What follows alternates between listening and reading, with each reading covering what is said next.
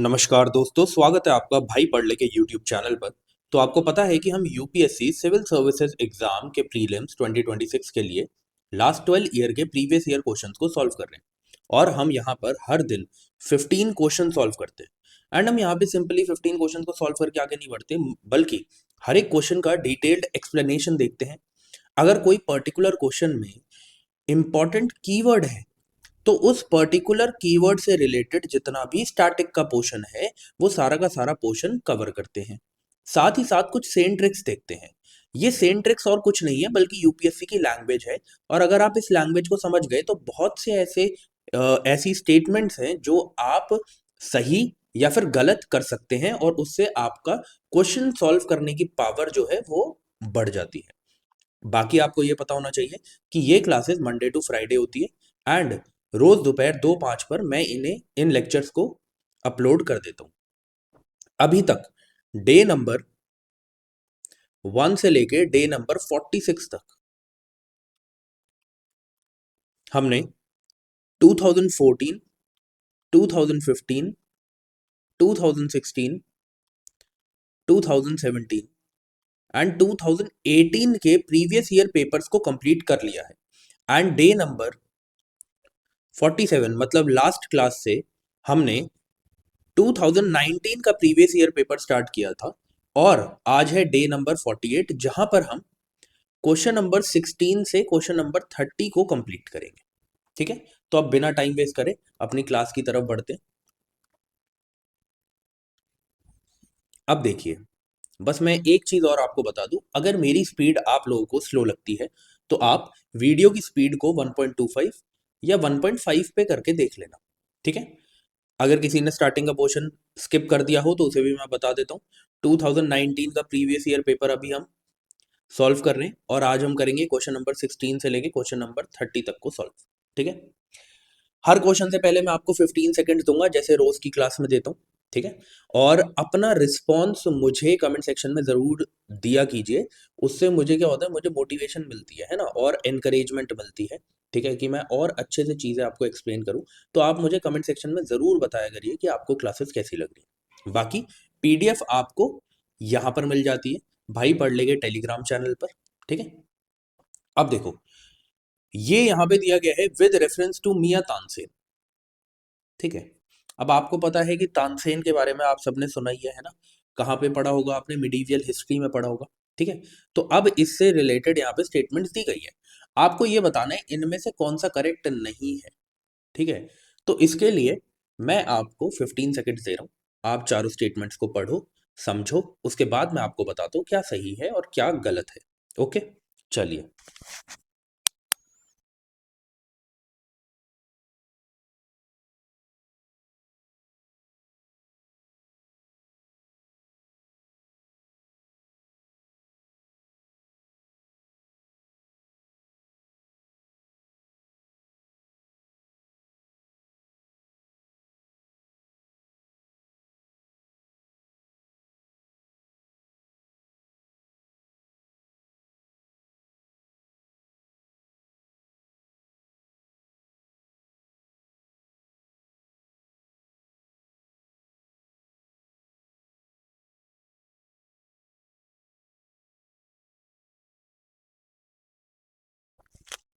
चलिए पहले तो क्या करते हैं कि कुछ इसकी स्टेटमेंट्स पढ़ते हैं और समझने की कोशिश करते हैं कि कौन सी स्टेटमेंट जो है इनमें से हम करेक्ट मान सकते हैं, है ना।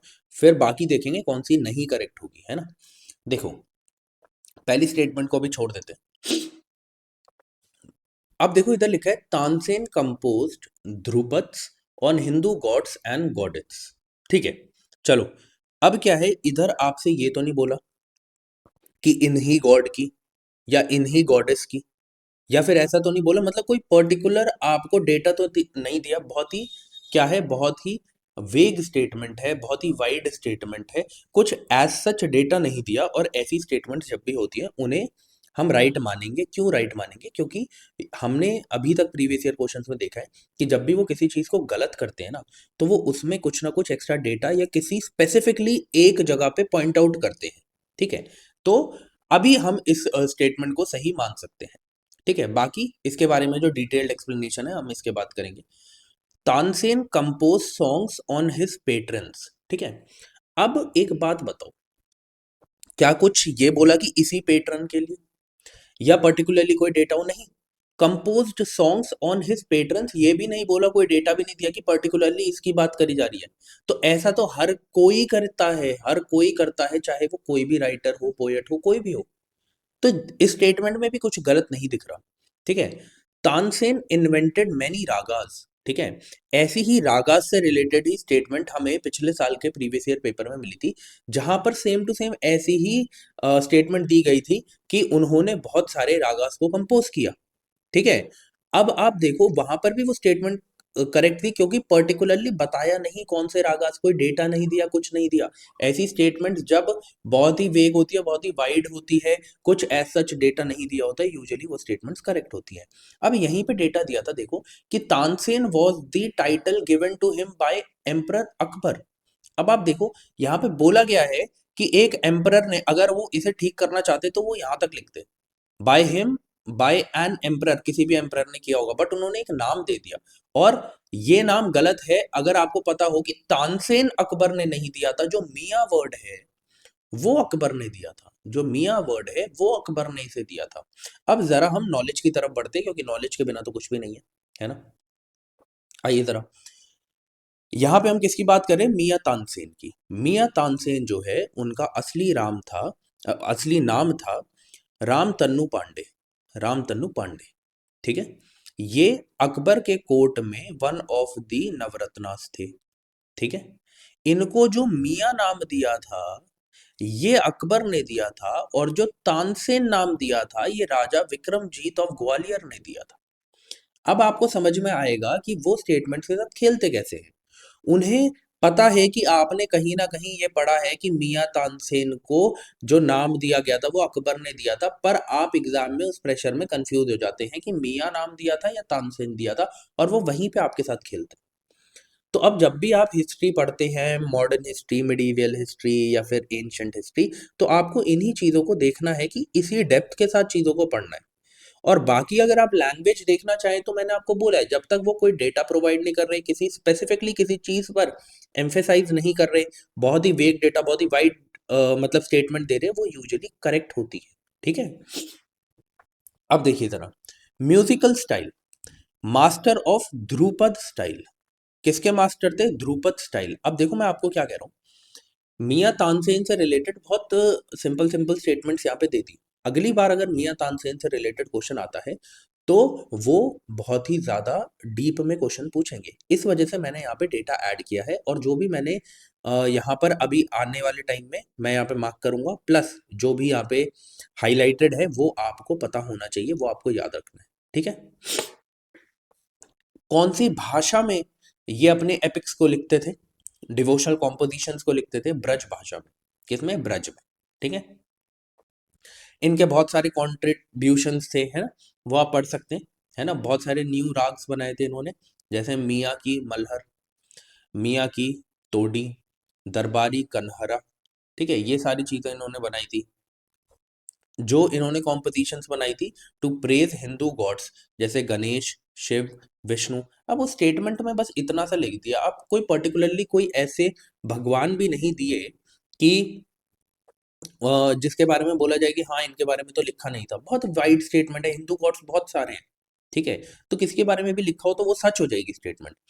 ऐसे ही जिसको मानता था, मतलब पेट्रन, जिसको इज्जत करता था लाइक अकबर को, तो उसके बारे में भी बहुत कुछ लिखा। अब ये इंपॉर्टेंट है कि मियां तानसेन ने या राम तन्नू पांडे ने एक घराने की इस्टेब्लिशमेंट करी थी, या बोलो कि उसके फाउंडर थे, वो कौन सा था? ग्वालियर घराना। कौन सा था? ग्वालियर घराना। ठीक है, ये पहला हिंदुस्तानी घराना था।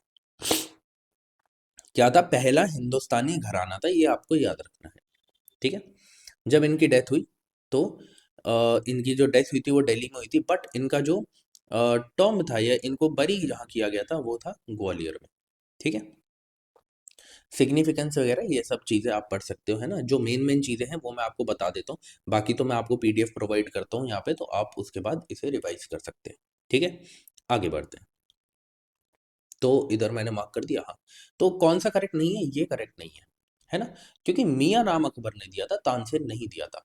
तानसेन किसने दिया था, Vikramjit of Gwalior, Raja Vikramjit of Gwalior. अब देखो जरा, यहाँ पे फिर से मिडीवल हिस्ट्री का एक क्वेश्चन देखने को मिला है, ठीक है। तो मैं हमेशा कहता हूँ, बहुत सारे लोग क्या करते हैं, बोलते हैं कि यार नहीं, एंशंट हिस्ट्री में सिर्फ ये इंपॉर्टेंट है, मिडीवियल हिस्ट्री इंपॉर्टेंट नहीं है, मॉडर्न हिस्ट्री में भी कुछ कुछ चीज़ें इंपॉर्टेंट है। मैं आपको एक बात बता देता हूँ, यूपीएससी आप लोगों से बहुत ज़्यादा स्मार्ट है, ठीक है। उन्हें पता है बच्चे क्या पढ़ रहे हैं।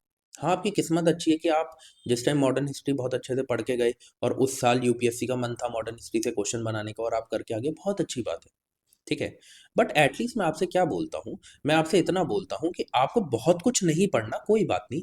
आप एटलीस्ट ट्वेल्थ की जो एनसीईआरटी है, ट्वेल्थ की जो एनसीईआरटी है ना, जिसमें 3 पार्ट हैं, उन पार्ट्स को ही कंप्लीट कर लो, पहले 2 को कंप्लीट कर लो, फिर मॉडर्न हिस्ट्री आप स्पेक्ट्रम से पढ़ लो।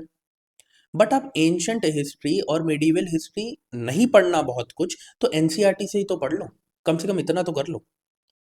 क्योंकि यूपीएससी बहुत तेज है, वो कभी मिडीवियल से क्वेश्चन बनाना शुरू कर देगा, कभी एंशंट से, कभी मॉडर्न से। आप नहीं मतलब कि आइडेंटिफाई कर सकते कि वो किस साल कौन कौन से पार्ट से क्वेश्चन पूछेगा।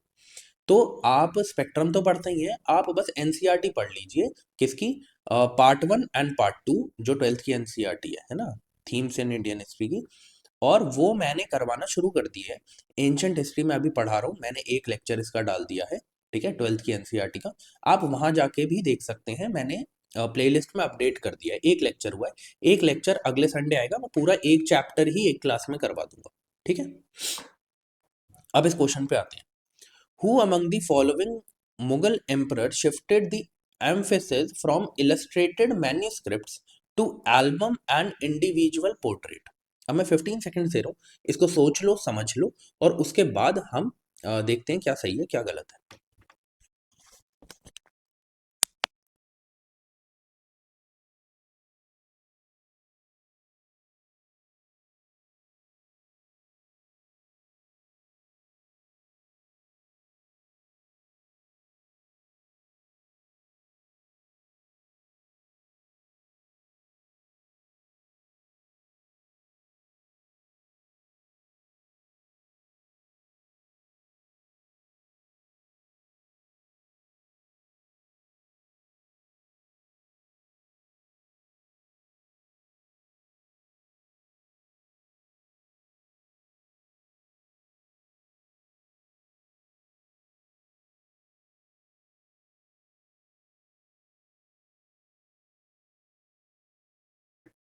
चलिए अब सोच लिया होगा, देखो हुआ क्या कि दो मेन, जैसे हम कहते हैं कि एम्परर हैं, ठीक है, मुगल टाइम पे, जो आर्ट से और पेंटिंग से, ठीक है, बहुत ज़्यादा जुड़े हुए थे।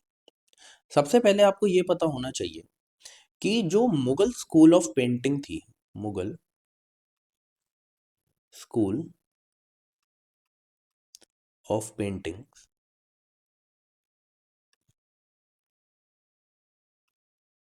ये स्टार्ट कब हुई, ओरिजिनेट कब हुई?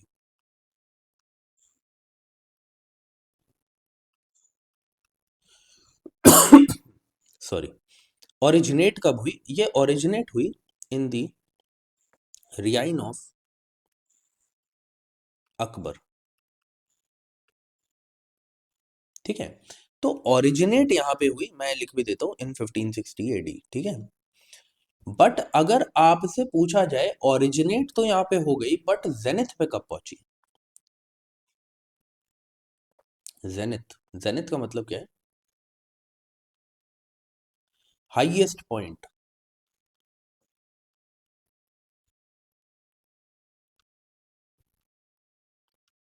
हाईएस्ट पॉइंट की कभी भी बात करी जाए, ठीक है, तो सबसे ज्यादा जो बोलबाला था मुगल पेंटिंग्स का, वो किस टाइम पर हुआ? जहांगीर के टाइम पे, ठीक है। स्टार्ट यहाँ पे हुई थी, जेनिथ पे कब पहुंची? जहांगीर के टाइम पे। अब यहाँ पे पूछा गया है, who among the following Mughal emperors shifted the emphasis from illustrated manuscripts to album and individual portrait? तो ऐसा किया गया था जहांगीर के टाइम पे। अकबर के टाइम पे जो एम्फेसिस था वो इलस्ट्रेटेड मैन्यूस्क्रिप्ट्स पे था। किस पे था? इलस्ट्रेटेड मैन्यूस्क्रिप्ट्स पे था।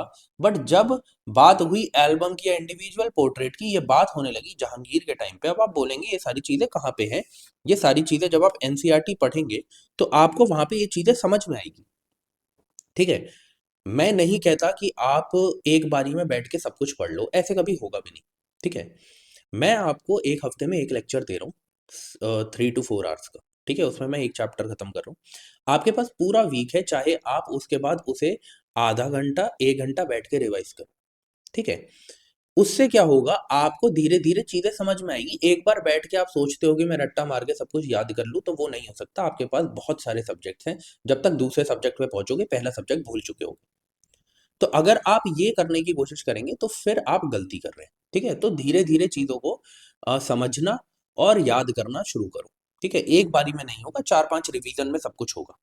अब देखिए जरा, इसके बाद का जो क्वेश्चन है वो है नेशनल पार्क से रिलेटेड। ठीक है, अब देखो ऐसे क्वेश्चन जब आते हैं तो मुझे पता है कि क्वेश्चन को सॉल्व करना बहुत मुश्किल है, बट यही तो वो रीजन है ना कि 50% से भी कम कट ऑफ जा रही है। 50% से भी कम कट ऑफ जा रही है, यही तो रीजन है। तो अगर ये जो वन वर्ड वाले आंसर है ना, अगर आपको नहीं आ रहे, तो आप अगर दो में कंफ्यूज हो, 50-50 तक पहुंच गए हो, तो आप अपना लक आजमा सकते हो। बट अगर आपको कुछ भी हवा नहीं लग रही कि भाई क्या हो रहा है क्या नहीं हो रहा, तो आप उस क्वेश्चन को स्किप करो। क्वेश्चन सॉल्व करने के लिए बहुत सारे हैं। ठीक है, 100 क्वेश्चन है, 100 में से आप अगर 4 से 5 क्वेश्चन छोड़ भी दोगे कोई बड़ी बात नहीं है। ठीक है, और वो क्वेश्चन ऐसे ही होंगे, आगे भी आएंगे, मैं आपको बताऊंगा कौन से छोड़ने। ठीक है, अब इधर बोला कि कौन सा national park completely temperate alpine zone में है। अब नहीं आप बैठ के याद कर सकते कौन ट्रॉपिकल जोन में है, कौन टेम्परेट में है, कौन एल्पाइन में है। और ऊपर से ये भी नहीं बोला कि हाँ मतलब थोड़ा बहुत हम अगर लगा लें उससे कि हिमालयास की साइड कौन सा है ये वो, तब भी बोले कंप्लीटली। बहुत मुश्किल है। ठीक है, बट फिर भी मैं अगर एग्जाम में होता, अपना बेस्ट ऑप्शन अगर मार्क करने की कोशिश करता, तो मैं कौन सा करता, मैं करता valley of flowers national park. क्यों? मुझे पता है ये उत्तराखंड साइड में, अपर साइड में है। ठीक है, मतलब नॉर्थ साइड में है, तो मैं इसके साथ जाना ज्यादा बेहतर समझता, और राइट आंसर भी यही है।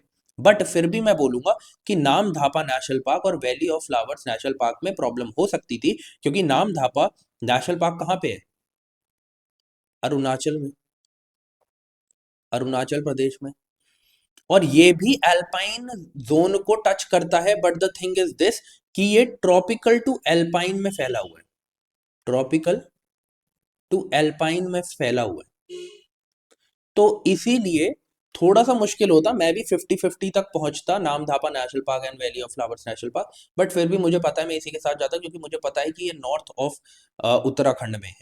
ठीक है, तो ये कहाँ पे है? उत्तराखंड में, यूके में, उत्तराखंड। ठीक है, ये हमारा इंडिया वाला यूके। ओके, ये एल्पाइन जोन में कंप्लीटली।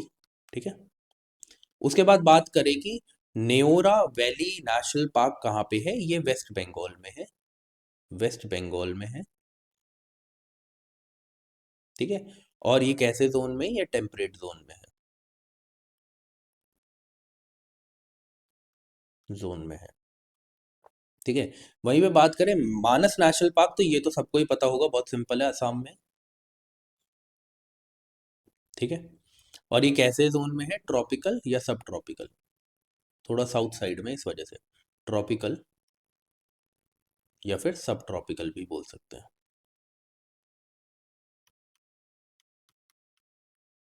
ठीक है, तो ये चीज आपको याद रखनी है। अब इस क्वेश्चन से हम बहुत कुछ तो ले जा नहीं सकते अपने साथ, बट इतना ले जा सकते हैं कि मानस नेशनल पार्क कहाँ पे है, नामधापा नेशनल पार्क कहाँ पे है, अरुणाचल प्रदेश में, नेओरा वैली नेशनल पार्क कहाँ पे है, वेस्ट बंगाल में, और valley of flower national park कहाँ पे है? उत्तराखंड में है। ठीक है, तो ये चीज हम अपने साथ लेके जा सकते हैं, तो यही लेके हम आगे बढ़ेंगे। चलिए, अगला जो क्वेश्चन है ये है अटल इनोवेशन मिशन से रिलेटेड। ये एक्चुअली लॉन्च हुआ था 2016 में।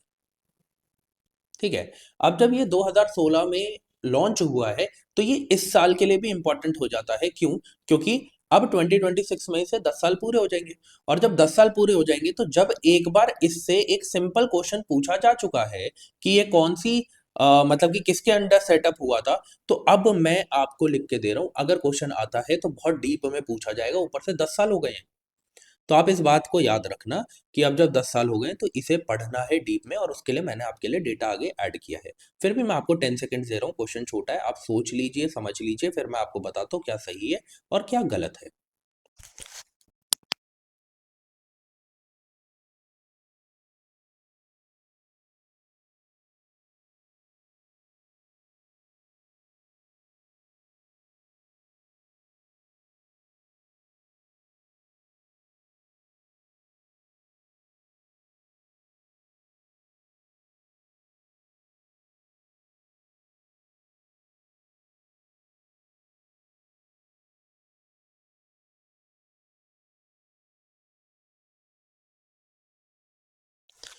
चलिए, अब देखिए जरा, एक्चुअली अटल इनोवेशन मिशन जो है वो नीति आयोग के अंडर सेटअप किया गया था, है ना? तो इसके बारे में थोड़ी चीजें पढ़ लेते हैं। देखिए, नीति आयोग में के अंडर सेटअप किया गया था और 2016 में आया था, है ना? ये मैं आपको बता चुका हूँ। ये एक्चुअली क्या है? अटल इनोवेशन मिशन, इनोवेशन के लिए कहीं ना कहीं उससे रिलेटेड होगा, है ना? तो ये क्या कर रहा है? It promotes a culture of innovation and entrepreneurship at all levels. अब अगर ये क्वेश्चन पूछेंगे, ठीक है, तो आपसे क्या बोलेंगे? आपसे ऐसे बोलेंगे, at university level only, at school level only. तो आपको याद रखना है, हर एक लेवल पे, चाहे वो स्कूल्स हो, चाहे वो यूनिवर्सिटीज हो, चाहे वो एमएसएमई सेक्टर्स हो, ठीक है, कोई भी सेक्टर हो, इंडस्ट्रीज हो, हर कहीं पर इनोवेशन एंड एंटरप्रेन्योरशिप को ये क्या करता है? उस कल्चर को प्रमोट करता है। इसके कुछ की इनिशिएटिव्स थे, जैसे अटल थिंकरिंग लैब्स, जो क्या कर रहे थे? Foster creativity in school students. अब जो थिंकरिंग लैब्स हैं वो क्या करेंगी? वो बच्चों के अंदर ज्यादा से ज्यादा क्रिएटिविटी लाने की कोशिश करेंगी, और इसका उस टाइम पर विजन था कि 1 मिलियन इनोवेटर्स हमें बनाने हैं। कहाँ से? स्कूल से, ऑब्वियसली, क्योंकि ये पहला जो थिंकरिंग लैब है ये कहाँ पे है? स्कूल स्टूडेंट से रिलेटेड है। फिर बोला है कि इंक्यूबेशन सेंटर्स बनाएंगे, ठीक है। किसके लिए होंगे इंक्यूबेशन सेंटर? इंक्यूबेशन का मतलब क्या है? कि पाल रहे हैं बच्चों की तरह, है ना? तो स्टार्टअप्स होंगे, जो बच्चों की तरह बिजनेस मॉडल में सबसे पहले क्या आता है? स्टार्टअप आता है, न्यू वेंचर्स आते हैं, तो उनको सपोर्ट करेंगे, नर्चर करेंगे ताकि वो बड़े हो पाए। फिर उसके बाद Atal new India challenges, grand challenges for tech driven innovation including Atmanirbhar Bharat and Bharat एएनआईसी। इतना इंपॉर्टेंट नहीं है, पहले तो प्लीज याद रखना। मेंटर इंडिया, फिर मेंटर है तो मेंटर में क्या करेंगे? मेंटरशिप प्रोवाइड करेंगे जितने भी बिजनेसेस हैं उन्हें, इनोवेशन से रिलेटेड, है ना? फिर उसके बाद क्या बोला है? अटल कम्युनिटी इनोवेशन सेंटर्स बनाए जाएंगे। इनोवेशन सेंटर्स क्यों बनाए जाते हैं? ताकि जितने भी जिस भी एरिया को टारगेट किया जा रहा है उसको प्रमोट किया जा सके। यहां पर किसे टारगेट कर रहे हैं? इनोवेशन को टारगेट कर रहे हैं। तो क्या करेंगे? जितने भी ग्रास रूट लेवल पर इनोवेशन हो रही है उन्हें क्या करेंगे? उन्हें प्रमोट करेंगे। एज सिंपल एज दैट, नाम में ही सब कुछ छुपा होता है, ठीक है। अब इनके फोकस एरिया क्या है? क्या करना चाह रहे हैं ये चाह रहे हैं कि जब इनोवेशन हो तो इंक्लूसिव हो, हर एक एरिया तक जाए, चाहे वो स्कूल हो, यूनिवर्सिटी हो, एमएसएमई सेक्टर्स हो, रूरल एरियाज हो, अर्बन एरियाज हो, सेमी रूरल एरियाज हो, सेमी अर्बन एरियाज हो, कुछ भी हो, हर जगह तक इनोवेशन पहुंचे, इंक्लूसिव हो, हर एक इंसान तक पहुंचे। रूरल एरियाज तक पहुंचानी है, हेल्थ सेक्टर में इनोवेशन आनी चाहिए, एग्रीकल्चर में आनी चाहिए, क्लीन एनर्जी में आनी चाहिए, मेक इन इंडिया प्रोग्राम के थ्रू और डिजिटल इंडिया प्रोग्राम के थ्रू भी हम इनोवेशन लाने की कोशिश करेंगे, ठीक है। इनको सपोर्ट, कैसा सपोर्ट प्रोवाइड किया जाएगा? फंडिंग्स के थ्रू, है ना, लोन दिए जाएंगे। मेंटरशिप ऊपर हमने पढ़ लिया था, है ना, कि मेंटर इंडिया के नाम से भी इन्होंने की इनिशिएटिव्स लिए हैं। इंफ्रास्ट्रक्चर प्रोवाइड किया जाएगा। इकोसिस्टम बिल्डिंग, इकोसिस्टम बिल्डिंग का मतलब क्या है? कि टैक्स स्लैब्स इस तरीके से रखेंगे, ठीक है, जो मतलब प्रोसेस है बिजनेस को खोलने का और बिजनेस को बंद करने का, वो बहुत ही ज्यादा एक्सेसिबल बनाया जाएगा, ठीक है, बहुत ही ज्यादा इजी बनाया जाएगा। उसे कहते हैं इकोसिस्टम बिल्डिंग, ठीक है। लेटेस्ट वर्जन की बात करें तो अटल इनोवेशन मिशन का 2.0 वर्जन अभी चल रहा है, ठीक है। आगे बढ़ते हैं। ये क्वेश्चन बहुत इंपॉर्टेंट है, बहुत ज्यादा इंपॉर्टेंट है, ठीक है। अभी तो इन्होंने सिर्फ 21 जून का पूछा है, मैं आपको सारे बता दूंगा आज, ठीक है, और वो भी डायग्राम की हेल्प से, और फिर डेटा मैंने लिखा भी हुआ है उसकी हेल्प से, ठीक है। तो आपके पास कितना टाइम है? आपके पास है 15 सेकेंड्स। सोच लो, समझ लो, फिर मैं आपको बताता हूँ क्या सही है क्या गलत है।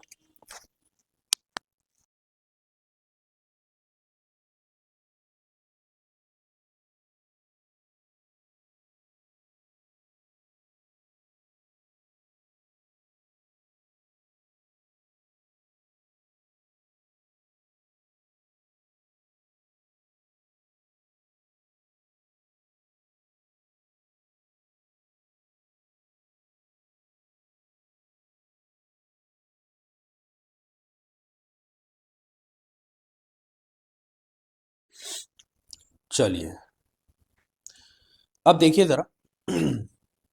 यहाँ पे लिखा है 21 जून को सन कहाँ पे होता है, ठीक है। तो उसके लिए जरा मैं आपको एक फिगर पे लेके चलता हूँ पहले, है ना, एक डायग्राम है उस पे लेके चलता हूँ। देखिए यहाँ पे होता क्या है, सन तो वहीं पर है, अर्थ घूम रही है, और आपको पता है अर्थ जो है एक एंगल पे टिल्टेड है, जिसे क्या बोलते हैं, 23.5 डिग्रीज पे, ठीक है।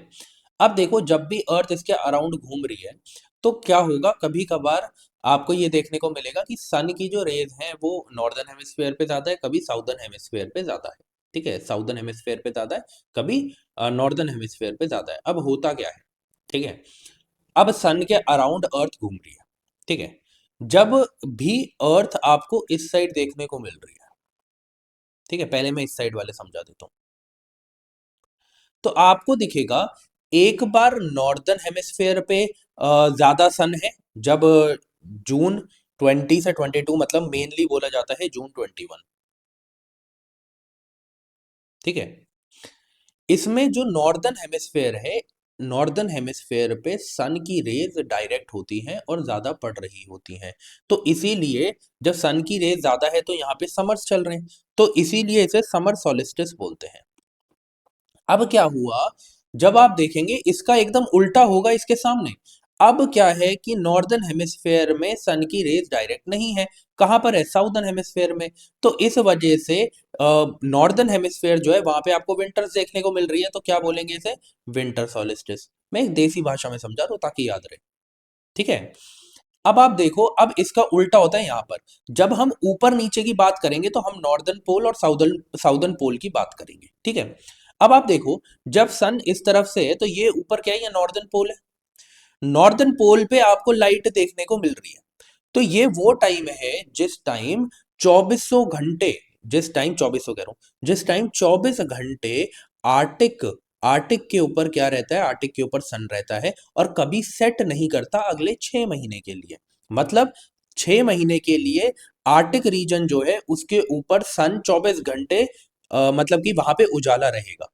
और उसका उल्टा होता है यहाँ पर, जब आपको 23 23 देखने को मिलता, सितंबर देखने को मिलता है, तब आर्टिक रीजन पर 6 महीने के लिए 24 घंटे नाइट रहती है, ठीक है।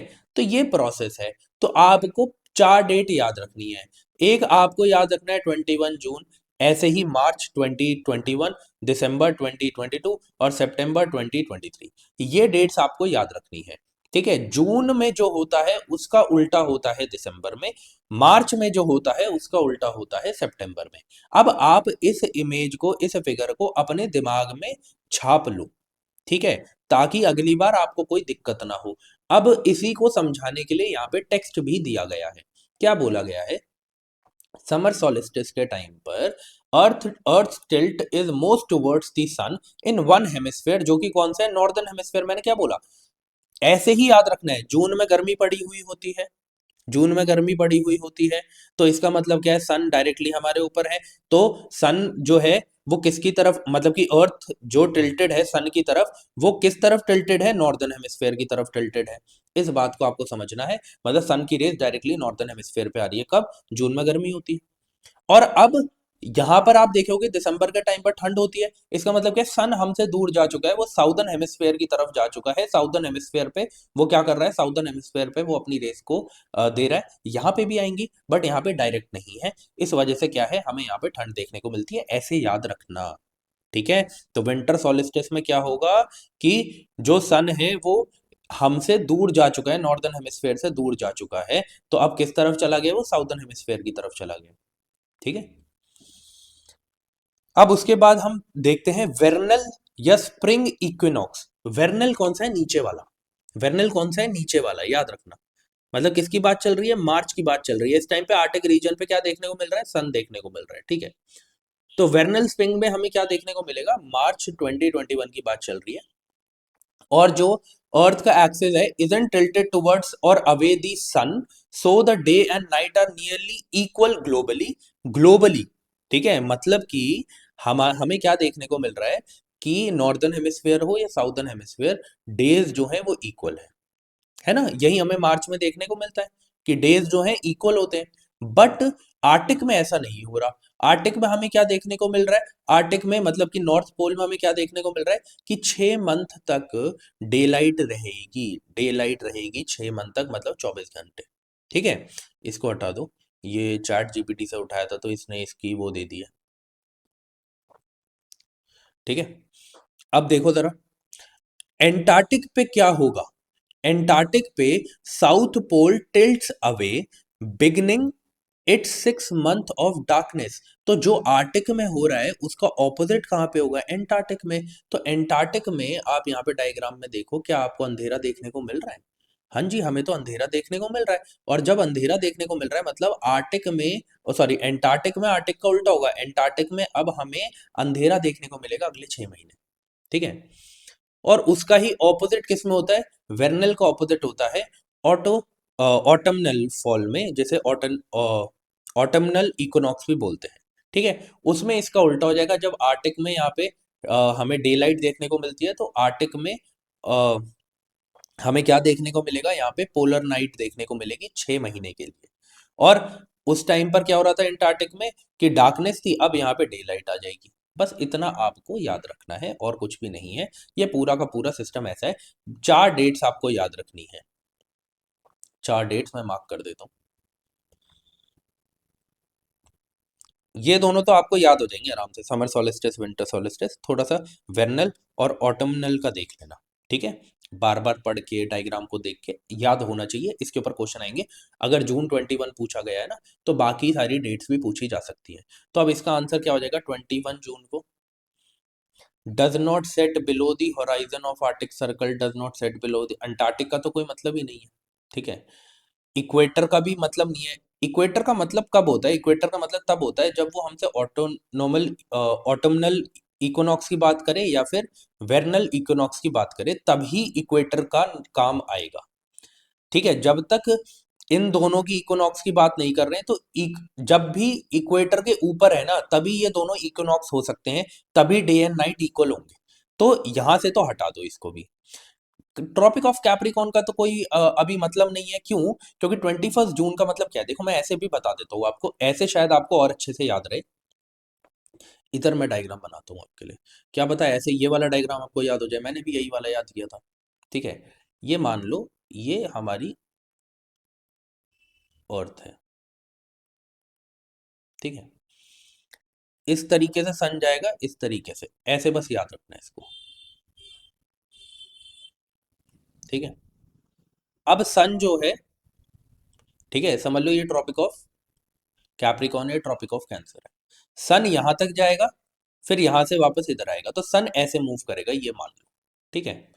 तो जब भी सन इधर है, तो इसका मतलब क्या है कि या तो वेर्नल इक्विनॉक्स है या तो ऑटमनल इक्विनॉक्स है। मतलब जब सन इधर होगा, मतलब दो ही डेट्स हो सकती हैं इधर, 22-23 सितंबर या फिर मार्च 2021। तो इस केस में आपको क्या देखने को मिलेगा कि यहां पर डे एंड नाइट दोनों में इक्वल होते हैं। जब भी सन इस तरफ चला गया, जब भी सन इस तरफ चला गया, तो उस टाइम पर क्या होगा, यहां पर हमें क्या देखने को मिलेगा, यहां पर हमें समर सॉलिस्टिस देखने को मिलेगा, क्योंकि डायरेक्ट सन की रेज होगी। तो इस टाइम पर आपको क्या दिखेगा कि आर्टिक के ऊपर जो सन है वो कभी भी क्या नहीं होगा, आर्टिक के ऊपर जो सन है कभी भी सेट नहीं होगा। तो वही क्वेश्चन यहाँ पे पूछा गया है। ठीक है। तो दोनों में से जो भी डायग्राम समझ में आए वो बेटर है आपके लिए, है ना। तो ये करेक्ट है। अगर वहीं पर उल्टा पूछते दिसंबर का टाइम, तो हम ट्रॉपिक ऑफ कैप्रिकॉर्न की बात करते। ठीक है। बट इधर क्या पूछा हुआ है, इधर पूछा हुआ है, इधर नहीं पूछा हुआ है, जून की बात करी हुई है। ठीक है। तो कहीं ना कहीं नॉर्दर्न हेमिस्फेयर की ही बात यहाँ पे करी जाएगी। आगे बढ़ते हैं। इससे ज़्यादा एक्सप्लेनेशन तो मुझे नहीं लगता देना चाहिए। अब ये क्वेश्चन है, टुच्चा सा क्वेश्चन है, ठीक है। अगर आपने बेसिक्स पढ़े हैं तो फिर आपके लिए ये सही में टुच्चा क्वेश्चन है। क्यों, बताता हूँ। बोला गया है, which one of the following of plants were domesticated in the new world and introduced in the old world. ठीक है, मतलब कि आपने देखा था कि कुछ 100-200 साल पहले या उससे भी पहले जिसे इसमें इंक्लूड किया गया, एक जगह से दूसरी जगह लेके आया गया क्रॉप्स को, और अब वो न्यू वर्ल्ड में डोमेस्टिकेट किए जा रहे हैं। इनमें से वो कौन सी क्रॉप्स है? मैं आपको एक सिंपल सी चीज बताता हूँ। आपने कल, मैंने आपको जो आपका पहला लेक्चर लिया है एंशिएंट हिस्ट्री का, आपने उसमें देखा था कि यार वीट हो गया और जो कॉटन है वो हो गया। कॉटन कहाँ कहाँ पे है? जो वीट है और जो कॉटन है, वीट एंड कॉटन, कल की क्लास में ही बताया कि ये तो हमें इंडस वैली सिविलाइजेशन में देखने को मिलता था, है ना। जो मैच्योर हड़प्पन था उसमें वीट एंड कॉटन को उगाया जाता था। तो ये दोनों तो कैसे हो सकता है कि इंट्रोड्यूस किए गए थे ओल्ड वर्ल्ड में? ये तो इंडिजीनियस है। ये तो क्या हो गए अब? इंडिजीनियस हो गए हमारे रीजन के। तो ऐसा तो हो ही नहीं सकता कि ये बाहर से लाए गए हैं। तो तीन ऑप्शन तो वैसे ही चले गए। तो आप सोचो कि क्वेश्चन कुछ भी नहीं है अगर आपने एनसीईआरटी पढ़ी हुई है तो। आपको नहीं पता अगर कि टोबैको, कोकोआ और रबड़ कहाँ से लाया गया, कोई फर्क नहीं पड़ता भाई। अगर आपको ये पता है कॉटन और वीट तो हमारे इंडस वैली सिविलाइजेशन से चलता आ रहा है। तो this is how you can solve questions अगर आपने एनसीईआरटीज अच्छे से पढ़ी हैं तो। इसलिए मैं कह रहा हूँ वो लेक्चर्स है वहां पे, उसे आप जाके देखिए। अब इन तीनों के बारे में बता देता हूँ। टोबैको हो, कोको हो, या फिर रबर हो, ये तीनों ही कहाँ से आए थे? ये तीनों ही हमें साउथ अमेरिका से देखने को मिले थे। ये वहां से यहां पर लाए गए थे इंडिया में, ठीक है। और इस पूरे प्रोसेस को कि जो यहाँ पे लाया गया, इस पूरे प्रोसेस को क्या बोला जाता था? मैं ऐसे लिख देता हूँ, this process is called, process is called Columbian, Columbian सी अच्छे से लिख देता हूँ, कोलंबियन एक्सचेंज, ठीक है। तो ये जो कोलंबियन एक्सचेंज अगर कभी पूछ लिया जाए तो आप समझ जाना कि एक जगह से दूसरी जगह पर जब क्रॉप्स को लाया जाता था साउथ अमेरिका से, उसे कोलंबियन एक्सचेंज बोला जाता था। अब अगर आपसे पूछ ले कि शुगर केन कहाँ से आया, ठीक है, शुगर केन एक बहुत ही मतलब कि समझ लो इंपॉर्टेंट क्रॉप है आज के टाइम पे इंडिया में। शुगर केन कहाँ से लाई गई थी? तो शुगर केन लाई थी ऑस्ट्रेलिया से, ठीक है। ठीक है, इसीलिए इसे ऐसे बोला जाता है, अगर मैं बेटर वर्ड लिखूं कि इसे कैसे बोला जाता है, इसे ऐसे बोला जाता है, ऑस्ट्रोनेशियन।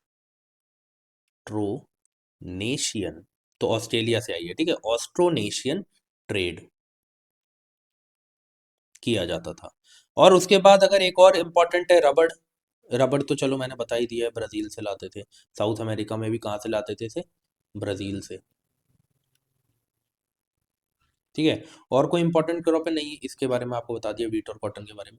ठीक है, फिर तो सब कुछ ही कवर हो गया ना, शुगर केन भी कवर हो गया बस, ठीक है। आगे बढ़ते हैं। हाँ, वेरी इंपॉर्टेंट क्वेश्चन। ऐसे क्वेश्चन जब आए तो क्या करें, ठीक है। याद रखना यहाँ पे नेचुरली लिखा गया है हर जगह, नेचुरली, ठीक है। अब आप इस क्वेश्चन को सॉल्व करो, 15 सेकंड से आपके पास, फिर मैं बताता हूँ क्या सही है क्या गलत है।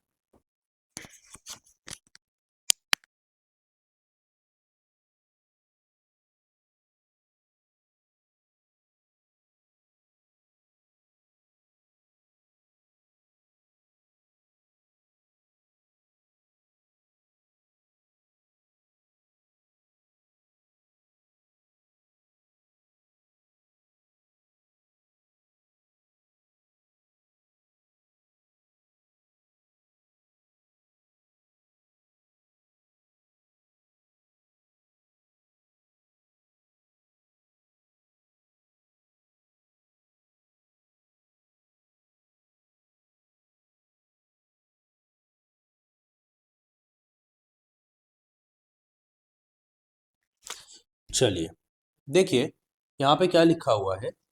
यहाँ पे लिखा हुआ है asiatic lion is naturally found in India. देखो, अगर से वैसे लिखा होता ना, फाउंड इन इंडिया ओनली, या तब भी ये मतलब कि हमें पता है कि ये तीनों जो हैं, asiatic lion, double humped camel और वन हॉर्न्ड राइनोसोरस, ये तीनों इंडिया में मिलते हैं। But the question is naturally और ओनली लिखा हुआ है। यहाँ पे जो सिचुएशन है वो थोड़ी सी खराब हो गई। क्यों? क्योंकि अब हमें ये भी पता करना है कि नेचुरली यहाँ पे मिलते हैं नहीं मिलते, और दूसरा कि सिर्फ यहाँ पे मिलते हैं नहीं मिलते। उस केस में एशियाटिक लायन जो है वो नेचुरली भी इंडिया में मिलते हैं, और ये सिर्फ इंडिया में भी मिलते हैं, तो ये बात तो ठीक है। डबल हम्प्ड कैमल की बात करें तो हाँ, ये इंडिया में मिलते हैं, आपको लद्दाख वाले रीजन में देखने को मिलेंगे। बट नेचुरली अगर हम बात करें और ओनली अगर बात करें तो ऐसा नहीं है। ये आपको कहाँ कहाँ पे देखने को मिलेंगे? Native to Gobi desert,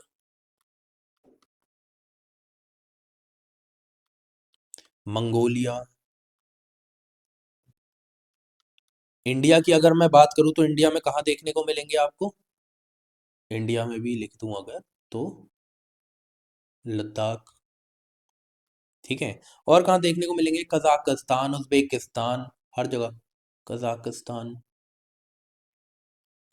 Uzbekistan, ऐसे हर जगह मिल रहे हैं, मतलब मेनली सेंट्रल एशिया में देखने को मिल रहे हैं हमें। उसके बाद अगर बात करें one horned rhinoceros naturally and only, यहां भी प्रॉब्लम हो गई कि एक्चुअल में ये जो नेचुरली आपको देखने को मिलते हैं, ये कहाँ पे देखने को मिलते हैं? आपको साउथ नेपाल में।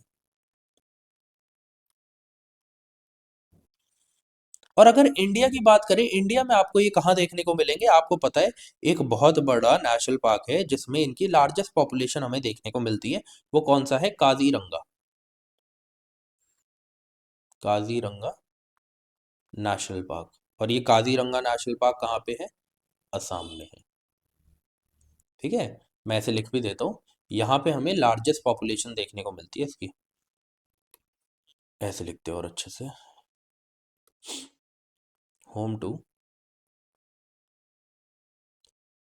लार्जेस्ट पॉपुलेशन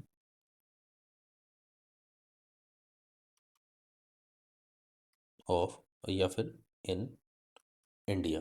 अब ऑफ वन हॉर्न राइनोसोरस नहीं लिख रहा, बिकॉज इसी के बारे में स्टेटमेंट है, तो इतना तो आप समझ ही जाएंगे, है ना। चलिए ठीक है, आगे बढ़ते हैं। अगला क्वेश्चन है ये। अब देखो क्या है, मैं वही कहता हूँ कि द रीजन कि 50% से कम कट ऑफ जाती है वो यही है कि अब देखो यहाँ पे लिखा गया है। ठीक है। मैं मानता हूँ कि ये फेमस प्लेस है, पर कौन सी रिवर के मतलब कि जैसे हम कहते हैं कि कौन से रिवर के बैंक पे, ऐसे कैसे पता चल सकता है? ऐसे इसे याद करना ही बहुत मुश्किल है। हाँ, इंपॉर्टेंट इंपॉर्टेंट चीजें हमें पता है जिसकी हेल्प से हम इन क्वेश्चन को सॉल्व कर सकते हैं। क्योंकि वो अगर एक चीज भी पता है तो आप इस क्वेश्चन को सॉल्व कर लेंगे। तो आपको मैं कितना टाइम दे रहा हूँ? आपको मैं 15 सेकंड दे रहा हूँ, सोच लो, समझ लो, और उसके बाद हम आगे बढ़ते हैं।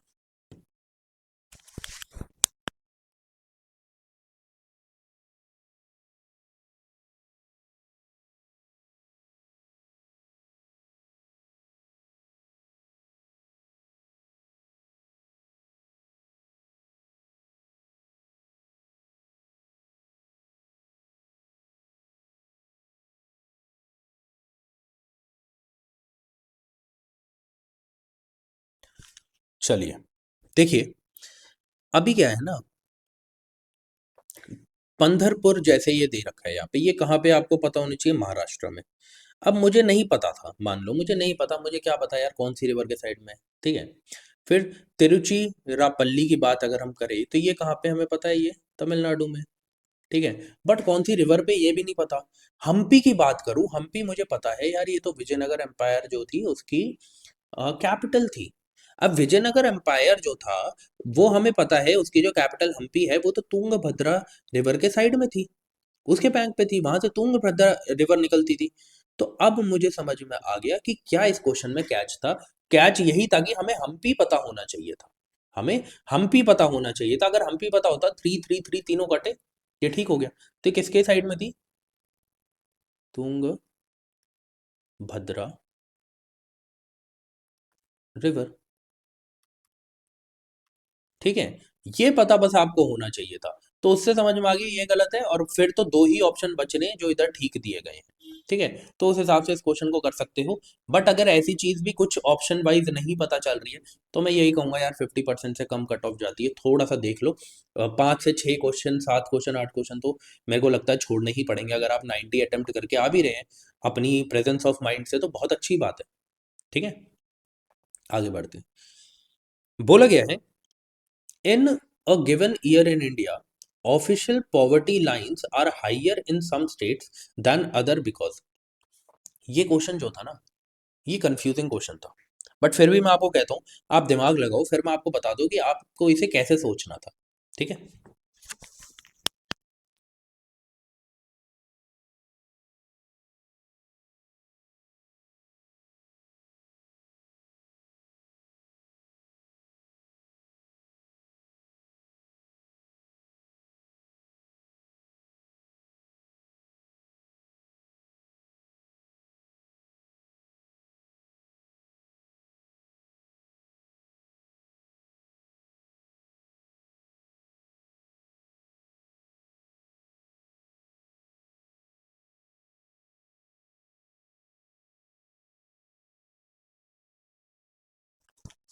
चलिए, देखिए, यहाँ पे बोला गया कि in a given year in India, official poverty lines की बात करें अगर हम, किसकी, ऑफिशियल पॉवर्टी लाइंस की, बोला गया है higher in some states than other because. अब इस ऑफिशियल पॉवर्टी लाइन को समझना है। आप आओ जरा नीचे, मैं आपको पहले समझाता हूं, फिर इस आंसर पे चलेंगे।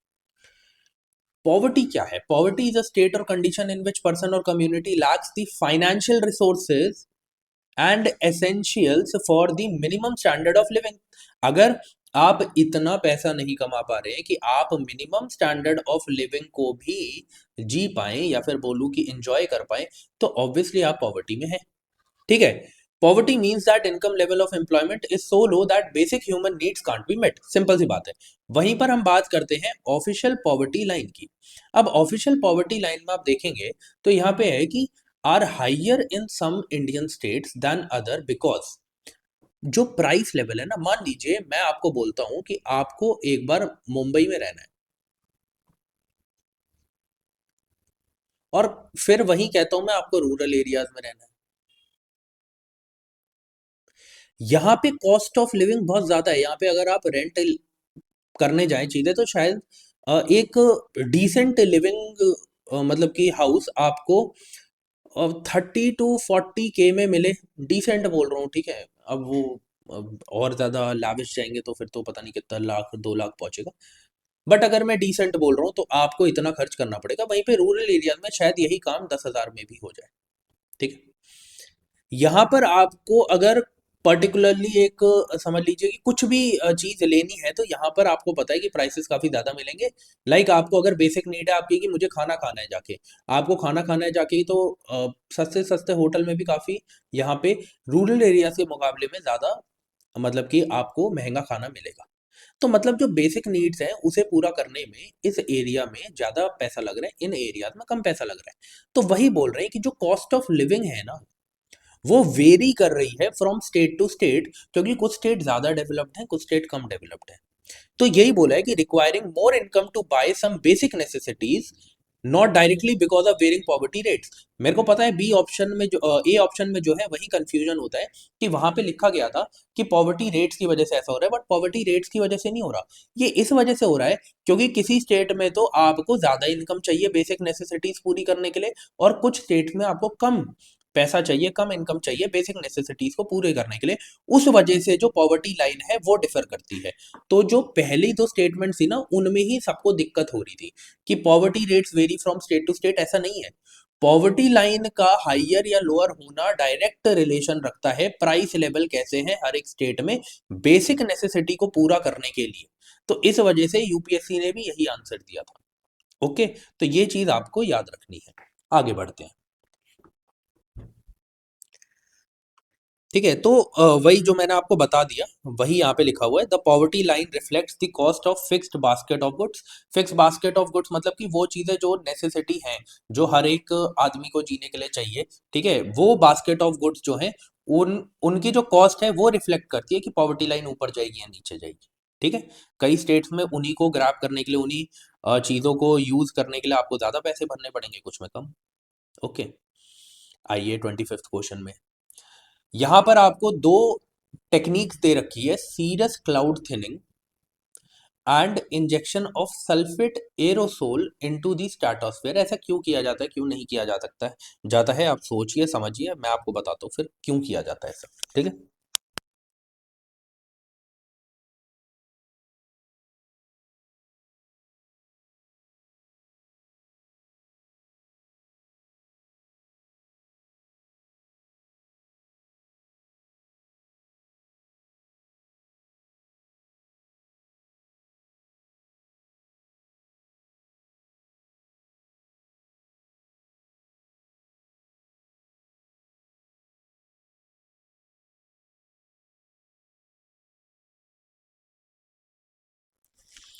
चलिए मैं आपको बताता हूँ, सबसे पहले इसकी बात करते हैं सीरस क्लाउड थिनिंग की। देखो क्या होता है, ये सन है, मेरी ड्राइंग काफ़ी उम्दा है, ठीक है। तो कमेंट सेक्शन में बताइएगा मत कि आपकी ड्राइंग बहुत अच्छी है, क्योंकि आई नो इट, कहीं बेइज्जती कर दो मेरी। अब देखो यहाँ पे क्लाउड है, ठीक है, यहाँ भी क्लाउड है, फिर कहोगे सर उधर से क्यों आई रेज, इधर से क्यों नहीं आई। आपको पता है कि इधर से जब रेडिएशन आती है, शॉर्ट वेव रेडिएशन होती है, शॉर्ट वेव लाइट होती है, तो ये क्लाउड को पेनिट्रेट कर जाती है। बट उसके बाद जब ये यहाँ पे पहुंची ग्राउंड में, ग्राउंड को रिफ्लेक्ट करके जब ये वापस जाती है, तो ये अब लॉन्ग वेव रेडिएशन बन जाती है। और लॉन्ग वेव रेडिएशन जो है वो क्या नहीं कर पाती, वो क्लाउड को पेनिट्रेट नहीं कर पाती है। तो इस वजह से क्या होता है कि अब जितनी भी हीट यहाँ से निकल रही है ना, अगर यहाँ पे सीरियस क्लाउड्स हैं तो वो उस हीट को ट्रैप कर लेंगे, और जब वो उस हीट को ट्रैप कर लेंगे तो क्या होगा, आपको ग्लोबल मतलब कि गर्मी ज्यादा देखने को मिलेगी। ठीक है, जितना क्लाउड्स में हीट है उतना ही आपको आसपास के एनवायरनमेंट में हीट देखने को मिलेगी। अब क्या किया जा रहा है कि सीरियस क्लाउड थिनिंग का मतलब क्या है कि इन क्लाउड्स को आप जितना पतला करेंगे, जितना पतला करेंगे, उतनी ही कम हीट ट्रैप हो पाएगी और ज्यादा से ज्यादा हीट बाहर जा पाएगी। समझे इस बात को। तो यही उनका मोटिव है कि सीरियस क्लाउड थिनिंग करनी है, तो जो हीट ट्रैप हो रही थी पहले बड़े क्लाउड्स में, अब जब क्लाउड्स को थिन कर दिया है तो कम हीट ट्रैप होगी, इससे ग्लोबल वार्मिंग कम होगी। दूसरी चीज, स्ट्रेटोस्फेयर में जो मतलब कि injection of sulphate aerosol into stratosphere, इससे क्या होता है, इससे अब जो मतलब कि लाइट है ना, सनलाइट जो आ रही है वो रिफ्लेक्ट हो जाती है। अगर ये सल्फेट एरोसोल को इंजेक्ट कर दिया स्ट्रेटोस्फेयर में तो इनके पास रिफ्लेक्टिंग प्रॉपर्टीज होती हैं। तो अब जो सनलाइट है वो वापस क्या करेगी, सोलर सिस्टम में या आउटर स्पेस में रिफ्लेक्ट कर जाएगी। तो इससे क्या होगा कि अब जब कम लाइट यहाँ तक पहुंचेगी तो इसकी वजह से ग्लोबल वार्मिंग भी कम होगी। ये इसका काम था। तो यही है रिड्यूसिंग द ग्लोबल वार्मिंग, ये इनका काम है। मैंने एक देसी भाषा में बताया, इसे समझाने के लिए आधा घंटा लगता है, 30 मिनट का ये पूरा का पूरा टॉपिक है। बट देसी भाषा में मैंने आपको बताया कि अगली बार अगर क्वेश्चन ऐसा आए इससे रिलेटेड तो आप कैसे सॉल्व कर सकते हैं सोच समझ के। ठीक है। ओके। अब देखो क्वेश्चन पूछा गया है, पायरोलाइसिस एंड प्लाज्मा गैसिफिकेशन क्यों यूज किया जाता है, कहाँ यूज किया जाता है। 10 सेकंड से आपके पास, सोच लीजिए, फिर मैं आपको बताता हूँ कहाँ और कैसे यूज किया जाता है।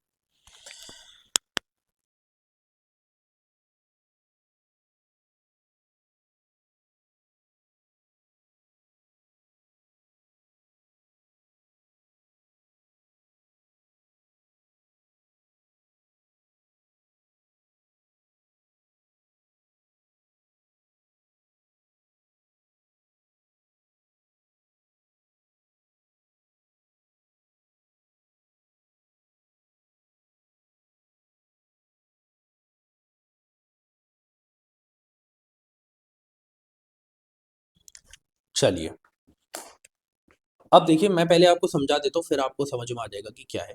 पहले मैं आपको पायरोलाइसिस बता देता हूँ क्या है।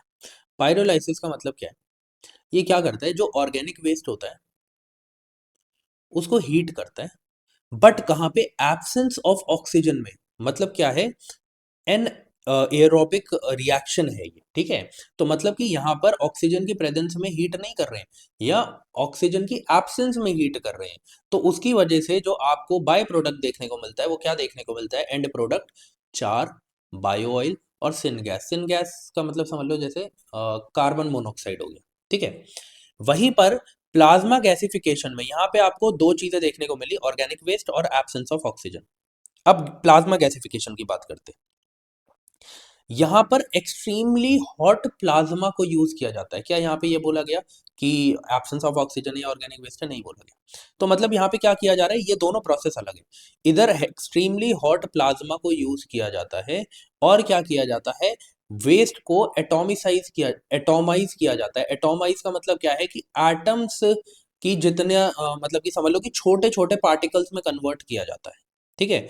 और फिर एंड प्रोडक्ट क्या आता है इसका, clean syngas, inert slag, capable of handling hazards material, ये याद नहीं रखना। आउटपुट क्या आ रहा है, clean syngas and inert slag, ये आपको याद रखना है, ठीक है। तो इससे क्या हो रहा है, जो भी हैजार्डस मटेरियल्स है ना, उनको हम क्या कर रहे हैं, उनको हम गैस की फॉर्म में कन्वर्ट कर रहे हैं, एक बाय प्रोडक्ट की फॉर्म में कन्वर्ट कर रहे हैं, ताकि उनको अब एनर्जी की फॉर्म में यूज किया जा सके। उनको अब क्या किया जा सके, एनर्जी की फॉर्म में यूज किया जा सके। तो अभी तक आप कर क्या रहे हो, आप वेस्ट को ही तो मैनेज कर रहे हो ना, आप वेस्ट को ही तो मैनेज कर रहे हो, और वेस्ट की हेल्प से क्या कर रहे हो, एनर्जी प्रोड्यूस करने की कोशिश कर रहे हो। तो ये क्या है, ये वेस्ट टू एनर्जी कन्वर्ट करने का एक प्रोसेस है। क्या, पाइरोलाइसिस और प्लाज्मा गैसिफिकेशन। ओके, अब आ जाओ इधर। बोला गया कि ये जो टर्म पाइरोलाइसिस और प्लाज्मा गैसिफिकेशन है, कहाँ पे मेंशन्ड है, वेस्ट टू एनर्जी टेक्नोलॉजीज में इन्हें यूज किया जाता है। वेस्ट को किस में कन्वर्ट किया जाता है, एनर्जी में, ठीक है। सिंपल, आगे बढ़ते हैं। अब देखो ये भी वही क्वेश्चन है, वही 50% से कम कट ऑफ जाने वाला क्वेश्चन है, ठीक है। क्यों, अब इसमें बोला है कि ये जो बायोस्फीयर रिजर्व है, इसमें कौन कौन से बायोस्फीयर रिजर्व है वो आते हैं, या टाइगर रिजर्व है या सेंचुरीज है वो आती है, बताओ। Which of the following are in Agasthya Mala biosphere reserve. अब आप कहाँ तक याद करोगे कि इसके अंदर कौन सी वाइल्ड लाइफ सेंचुरी और टाइगर रिजर्व आते हैं, कर सकते हैं क्या, नहीं कर सकते। ये क्वेश्चन जो है वो आप समझिए, आपको अगर पता है, ठीक है, तो आप कर लीजिए, अगर आपको नहीं पता है तो आप आगे बढ़िए, ठीक है। तो ये क्या है, इसका ऑप्शन नंबर जो है वो ए राइट आंसर है, ठीक है। बट अगर आपको बाकी वाइल्ड लाइफ सेंचुरी पता है ना कि कहाँ पे है कहाँ नहीं है, तो आप आइडिया लगा सकते हैं, बट फिर भी मैं बोलूंगा कि करना बहुत मुश्किल है ऐसे क्वेश्चंस, ठीक है, क्योंकि उस प्रेशर में वहां पे सॉल्व करना इज वेरी डिफिकल्ट। आगे बढ़ते हैं। यस, इंपॉर्टेंट क्वेश्चन, यहां पर आपको सब कुछ क्लियर हो जाएगा, बट आपको फोर्थ स्टेटमेंट में बड़ी प्रॉब्लम आएगी। इन क्वेश्चंस में मैं टाइम इसलिए नहीं दे रहा क्योंकि ये बहुत सिंपल क्वेश्चंस है ना, टाइम उसमें दूंगा जिसमें पढ़ना पड़े, सोचना पड़े, समझना पड़े। अब देखो बोला गया, some species of turtles are herbivores, ठीक है। कुछ टर्टल्स होते होंगे ओमनीवोर, कुछ होते होंगे कार्निवोर, कुछ होते होंगे हर्बीवोर, उसमें क्या दिक्कत है, इतनी सारी स्पीशीज है टर्टल की, बिल्कुल ठीक। Some species of fish are herbivores, बिल्कुल, बहुत सारी फिश कार्निवोर भी है, ओमनीवोर भी है, हर्बीवोर भी है, ठीक है, क्या दिक्कत है। Some species of marine animals are herbivores, ये तो और डिफाइन वो कर दिया, मरीन मैमल्स, बहुत सारे मैमल्स है भाई, कुछ हर्बीवोर्स हैं, कुछ कार्निवोर हैं, ठीक है, कुछ ओमनीवोर हैं, ठीक है। यहां पे प्रॉब्लम होती कि some species of snakes are viviparous. ये वीवीपैरस क्या होता है, वीवीपैरस का मतलब होता है जो एग्स ले नहीं करते, डायरेक्ट बच्चा पैदा करते हैं, ठीक है। तो ये क्या होता है viviparous, that produces live babies, live अच्छे से लिख देते हैं, produces live babies from their bodies,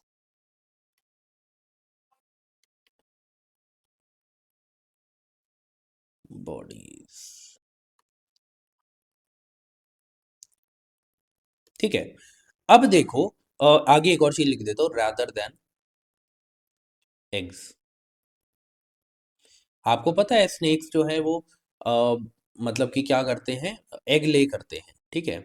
और हमें पता है ये रेप्टाइल भी है। अब रेप्टाइल में हमने यही देखा था यार कि स्नेक जितने भी हैं वो तो सारे एग्स ही ले करते हैं, डायरेक्ट बच्चा भी पैदा कर रहे हैं, क्या कुछ ऐसे भी स्नेक्स हैं? यहाँ पे प्रॉब्लम हो सकती थी, ठीक है? कि वो सब तो देखो, हर्बीवोर होना अलग बात है, कि खाना तो चलो जो उनका ईटिंग हैबिट्स है वो तो किसी की कुछ भी हो सकती है, बट ये रिप्रोडक्टिव सिस्टम में इन्होंने बोल दिया डिफरेंस है, तो ये सोचना बड़ा मुश्किल हो गया था। बट ऐसे बहुत सारे स्पीशीज हैं, जैसे मैं आपको बता देता हूँ example, for example green anaconda.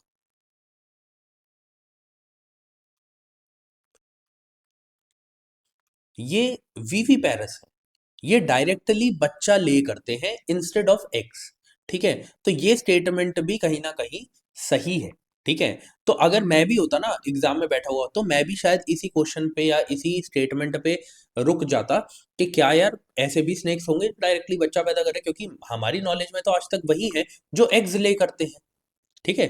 तो इस वजह से अब आप इस चीज को याद रखना, ये जो ऐसी स्टेटमेंट्स आती है ना, कि सम सम भाई देखो, इतने सारी स्पीशीज है, इतनी बड़ी अर्थ है, आधी से ज्यादा तो हमने फाइंड भी नहीं करी है अभी तक, ठीक है?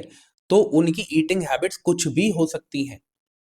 हाँ, यहाँ पे कंफ्यूजन हो सकता था, बट जब भी ऐसी स्टेटमेंट आए ना, वाइड स्टेटमेंट, वेग स्टेटमेंट, कुछ पता ही नहीं है, कि बहुत ही बड़ी स्टेटमेंट दी है, कुछ भी हो सकता है, वो करेक्ट ही होती हैं।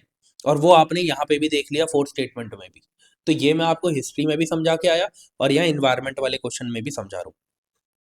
ये वो क्वेश्चंस है जो आपको घर लेके जाने हैं अपने साथ, इनके नंबर नहीं कटने चाहिए। ये आपके उन क्वेश्चंस की नेगेटिव मार्किंग को बराबर कर देंगे, जो आप क्या कर रहे हैं, जो आप कोर सब्जेक्ट में भी गलत करके आ रहे हैं, ठीक है? तो आपको याद रखना है, कोर सब्जेक्ट के तो वैसे कोई भी क्वेश्चन गलत नहीं होने चाहिए, ठीक है? बट फिर भी बोल रहा हूँ। अब ये है क्वेश्चन एक, ठीक है?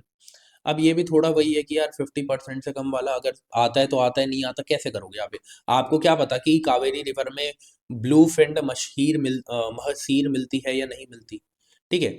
इरावदी डॉल्फिन का हमें पता है कि इरावदी डॉल्फिन जो है ना, वो चंबल रिवर में तो बिल्कुल नहीं मिलती। अगर वो एक टाइम को गंगा भी कहते तो मैं मान लेता, पर वहां पे भी गंगा डॉल्फिन मिलती है, पर इरावदी डॉल्फिन यहाँ तो नहीं मिलती चंबल रिवर में, इतना पता है। यहाँ पे तो हमें पता है कि यहाँ पे हमें क्रोकोडाइल्स वगैरह देखने को मिलते हैं, ठीक है?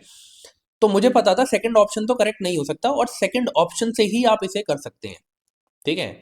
तो वही मैं कह रहा हूं कि अगर वो किसी क्वेश्चन में ऐसी हिंट देख रहे हैं, जैसे ऊपर हम्पी वाला क्वेश्चन हमने देखा, कि वो हमारी बेसिक नॉलेज से, जो हमने हिस्ट्री में भी पढ़ा है, उससे सॉल्व हो सकता है। यहाँ पे भी मैंने अपनी बेसिक नॉलेज से किया, कि ये जो डॉल्फिन्स है चंबल रिवर में तो हमें नहीं देखने को मिलेगी, ठीक है? क्योंकि मुझे इतना पता है वहां पे हमें क्रोकोडाइल देखने को मिलते हैं, जो हमने प्रीवियस ईयर पेपर में भी कवर किया है, और वहां पे डॉल्फिन्स तो नहीं मिलती है, ये भी हमने पढ़ा था, ठीक है? तो इससे मैंने इस क्वेश्चन को सॉल्व किया है। बट थोड़ा सा इस डॉल्फिन के बारे में देख ही लो, कि ये कहाँ पे मिलती है, कहाँ पे नहीं मिलती है। आपको ये मेकोंग में देखने को मिलेगी, 3 रिवर सिस्टम में देखने को मिलती है। एक मेकोंग में देखने को मिलेगी, ठीक है? एक इंडोनेशियन और बोर्नियो में महकाम जो है, वहां पे देखने को मिलेगी उस रिवर में। और ये क्या है, अय्यार वडी, म्यांमार में उस रिवर में देखने को मिलेगी। अगर आप इंडिया की बात करें, तो इंडिया में आपको ये कहाँ पे देखने को मिलेगी, चिलिका लेक में। चिलिका लेक कहाँ पे है, उड़ीसा में, ठीक है? और चंबल रिवर में तो बिल्कुल नहीं देखने को मिलेगी। ओके, तो अब आपको समझ में आ गया होगा कि उस क्वेश्चन को कैसे सॉल्व करना था। माइक्रोबीट्स, वेरी इंपॉर्टेंट, ठीक है? तो 15 सेकंड दे रहा हूं, इसे आप पढ़ लो, फिर मैं आपको समझाता हूँ क्या सही है क्या गलत है।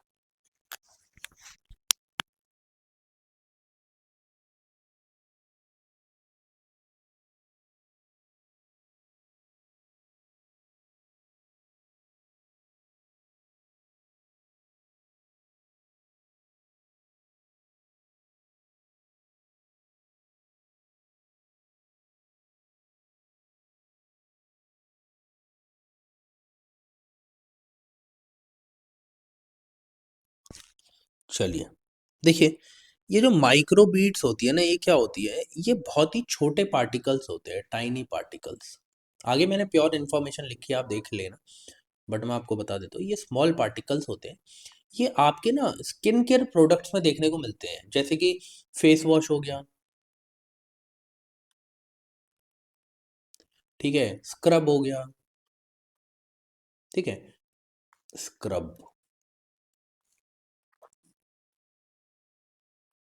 वहाँ ये आपको देखने को मिलते हैं एटसेट्रा बहुत सारी चीज़ों में ऐसे, मतलब कि जो आपके स्किन केयर प्रोडक्ट्स होते हैं उसमें। अब क्या है ना कि ये इतने छोटे होते हैं कि ये आपको जो वेस्ट वाटर ट्रीटमेंट प्लांट होता है ना, उसमें उससे भी ये गो थ्रू कर जाते हैं और डायरेक्टली जो आपकी रिवर्स हैं उनमें और जो ओशन है उनमें एंटर कर जाते हैं, ठीक है। और जब वो उनमें एंटर करते हैं तो प्रॉब्लम ये होती है कि वो मतलब कि आप समझिए कि किसी ना किसी तरीके से जो वहाँ के लोकल एनवायरनमेंट में, लोकल बॉडीज में जितने भी जानवर हैं, उसके अंदर जितने भी फिशेज हैं या मरीन इकोसिस्टम में जितने भी एनिमल्स हैं, उनकी बॉडी में चली जाती है, ठीक है। तो अब जब वो मरीन इकोसिस्टम का पार्ट बन रही है तो और हार्मफुल है, ठीक है। वो कोई ऑर्गेनिक चीज तो नहीं है, इनऑर्गेनिक चीज है, तो वो हार्मफुल है, तो वो जब उनकी बॉडी में जाएगा तो प्रॉब्लम क्रिएट करेगा, तो मरीन इकोसिस्टम के लिए ये प्रॉब्लम क्रिएट करता है, ठीक है। तो इसलिए बोला है it is considered harmful for marine ecosystem. अब देखो जरा, इधर मैंने और अच्छे से चीजें लिखी हैं कि माइक्रोबीट्स जो हैं उनका जो साइज होता है वो क्या होता है, लेस देन 5 मिलीमीटर्स इन डायामीटर, ठीक है।